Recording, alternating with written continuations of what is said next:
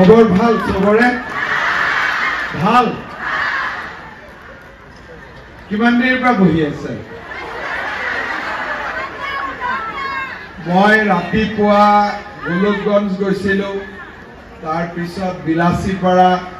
আকৌ ধুবুৰী তাৰ পিছত আকৌ ইয়াত আৰু এখন মিটিং আছে মোৰ লগত একেলগে ক'ব ভাৰত মাতা কি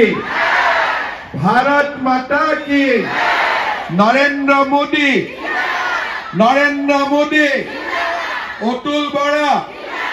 বিজুলী কলিতা মেধি বিজেপি এজিপি আজিৰ সভাত আমাৰ মাজত উপস্থিত গুৱাহাটী লোকসভা সমষ্টিত আমাৰ দলৰ প্ৰাৰ্থী বিজুলী কলিতা মেধি ডাঙৰীয়ানী বাইদেউ বহি লওক আপোনালোক আৰামত বহি লওক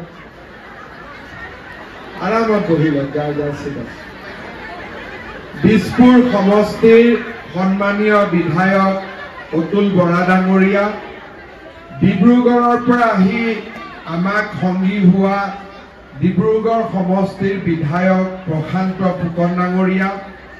নবাৰুণ মেধি ডাঙৰীয়া অশোক ভট্টৰাই ডাঙৰীয়া ভাস্কৰ জ্যোতি ডেকা ডাঙৰীয়া ৰুমি কলিতা ডাঙৰীয়ানী ৰুণুমী দত্ত ভূঞা ডাঙৰীয়ানী আশিষ ভৰালী ডাঙৰীয়া ভূপেন বৰুৱা ডাঙৰীয়া দুলুমণি কাকতি ডাঙৰীয়ানী মাধৱী তালুকদাৰ ডাঙৰীয়ানী চৈতন্যনাথ ভট্ট ডাঙৰীয়া অঞ্জনা বৰা ডাঙৰীয়ানী বাসন্তী কলিতা দুৱৰা ডাঙৰীয়ানী মানস প্ৰতীক দাস ডাঙৰীয়া নন্দন তালুকদাৰ ডাঙৰীয়া ধ্ৰুৱ মৰল ডাঙৰীয়া পুৰবী ৰয় ডাঙৰীয়া আৰু উদয় গোস্বামী সুজেন নায়ককে আদি কৰি মঞ্চত উপবিষ্ট বিশিষ্ট ব্যক্তিসকল আই মাতৃসকল আৰু যুৱক যুৱতী বন্ধু বান্ধৱীসকল এই লোকসভা নিৰ্বাচনৰ মাজতে গুৱাহাটী পৌৰ নিগমৰ পাৰিষদ 40 নম্বৰ ৱাৰ্ডৰ প্ৰাক্তন শিক্ষক প্ৰফুল্ল মহন্ত ডাঙৰীয়াৰ মৃত্যু হয় যোৱা কেইদিনমানত তেখেতৰ লগত আমি ৰাজনৈতিক আলাপ আলোচনাই কৰি আছিলোঁ হঠাতে নিয়তিৰ তাৰণাত নিয়তিৰ কৰাল গ্ৰাসত পৰি তেখেতৰ মৃত্যু হয় আমি বিজেপি পৰিয়ালৰ হৈ তেখেতৰ বিদেহী আত্মাৰ প্ৰতি শ্ৰদ্ধা জনাইছোঁ আৰু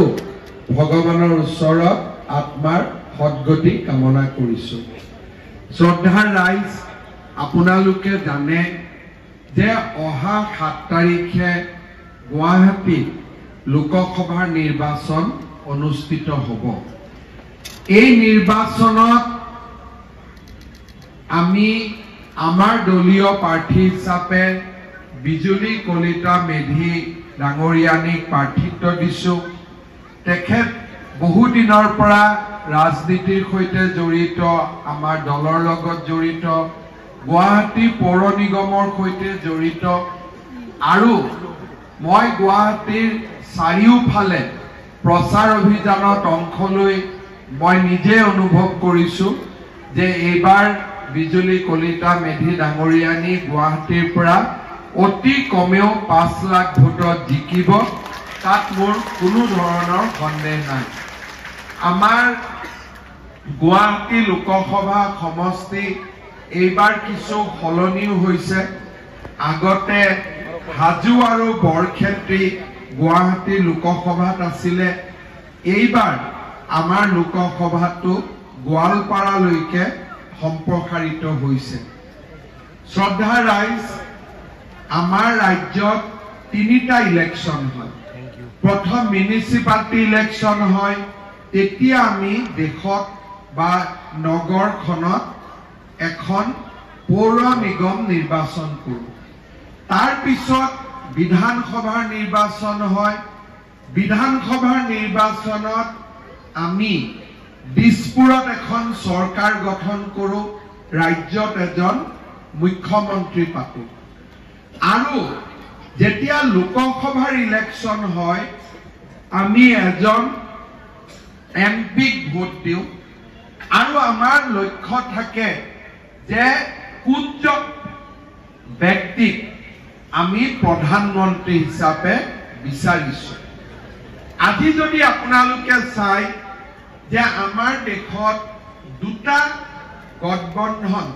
বা দুটা জোটে নিৰ্বাচনত প্ৰতিদ্বন্দ্বিতা কৰিছে এটা হল বিজেপি নেতৃত্বাধীন এনডিএ য'ত নেকি আমি কৈছো যে আমি মোদী ডাঙৰীয়াক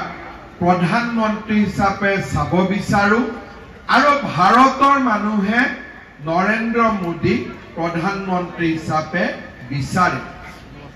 আন এটা গঠবন্ধন হৈছে য'ত কংগ্ৰেছ আছে সিপিএম আছে সিপিআই আছে বিভিন্ন পাৰ্টি আছে কিন্তু তেওঁলোকৰ প্ৰধানমন্ত্ৰী কেণ্ডিডেট কোন তেওঁলোকে নিজেও নাজানে কোনো দলে নকয় যে মোদী যদি প্ৰধানমন্ত্ৰী নালাগে আনজন প্ৰধানমন্ত্ৰী কোন হ'ব কংগ্ৰেছে ৰাহুল গান্ধীৰ নাম কব ভয় কৰে কিজানি ৰাহুল গান্ধীৰ নাম কলে আন দলবিলাকে বেয়া পায়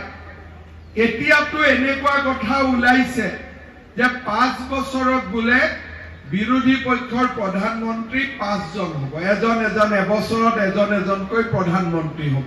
হসা মিছা নাজানো কিন্তু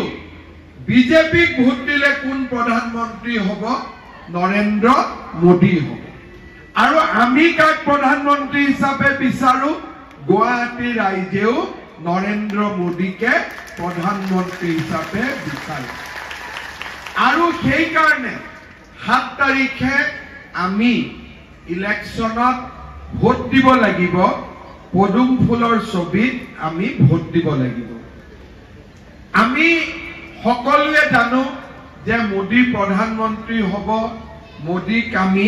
ভোট দিম ইলেকশ্যনৰ দিনাখন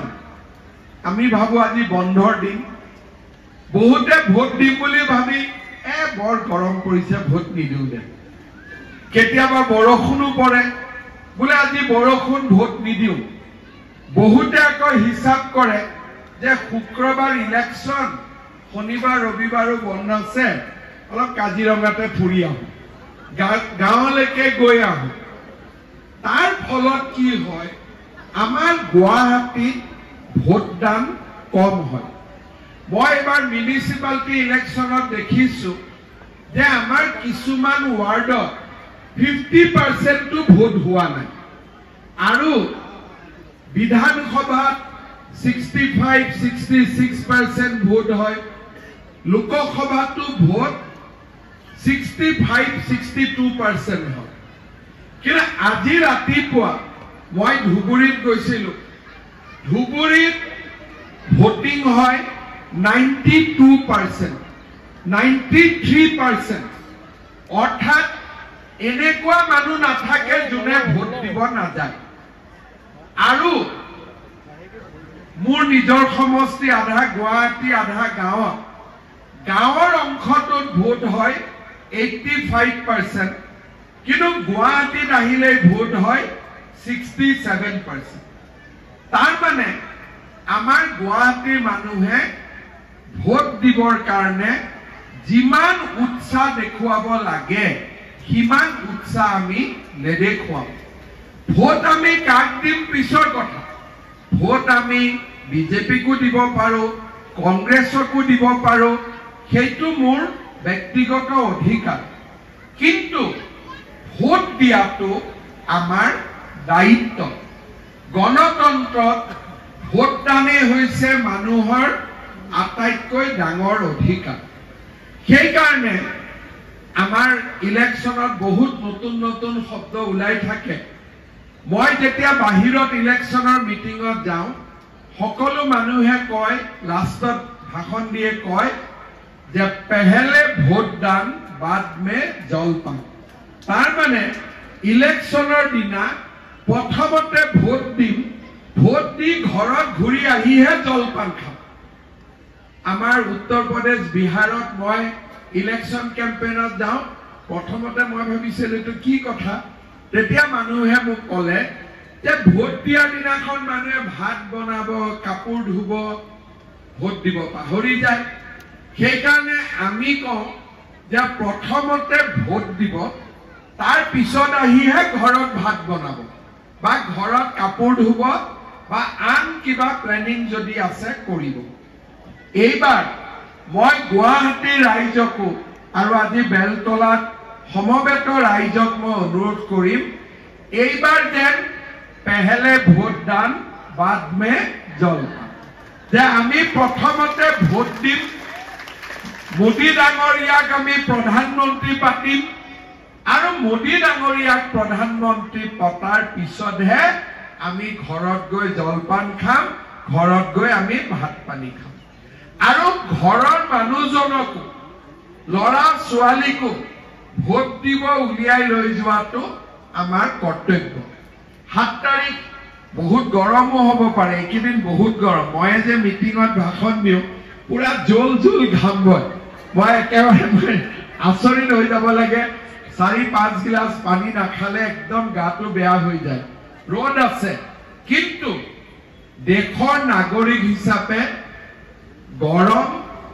বৰষুণ বতাহ ঠাণ্ডা ৰাতিপুৱা ঘৰৰ কাষত গৈ আমি ভোট দিয়াটো আমাৰ দায়িত্ব আৰু আমি ভোট দিম।